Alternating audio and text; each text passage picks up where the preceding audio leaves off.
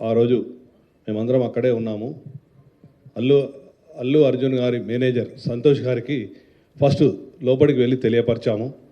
తెలియపరచడం ఏమంటే ఇక్కడ ఒక లేడీ చనిపోయారు, ఒక చిన్న పిల్లవాడు చాలా సివియర్గా ఇంజ్యూర్డ్ అయ్యారు, సిచ్యువేషన్ అనేది కంట్రోల్లో లేదు, మీకు ఇబ్బంది అయ్యే అవకాశం ఉంటుంది అని చెప్పడం జరిగింది. వారు మమ్మల్ని కలవనివ్వలేదు. ఫస్ట్ సంతోష్ అనే మేనేజర్, ఇంకొక లావుటతను ఇద్దరు ఉన్నారు.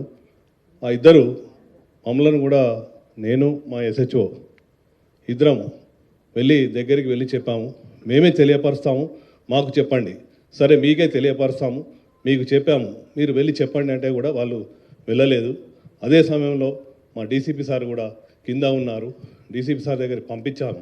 పంపించిన తర్వాత DCP సార్ చెప్పారు, you go straight to Allu Arjun and you tell him. అంటే నేను దగ్గరికి వెళ్ళాను, నెట్టుకుంటా వాళ్ళను పక్కకు జరిపేశాను.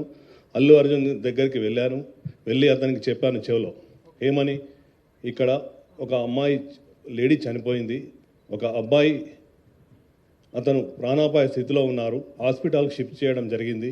మీ గురించి, మీరు సెలబ్రిటీ కదా, మా ఆఫీసర్స్ అందరూ మీకు క్రౌడ్ను పక్కగా జరిపి మీకు రూట్ క్లియర్ చేశారు, దయచేసి మీరు ఇళ్ళకెళ్ళి ఖాళీ చేయండి అంటే నేను సినిమా చూసినాకనే వెళ్తానని చెప్పారు.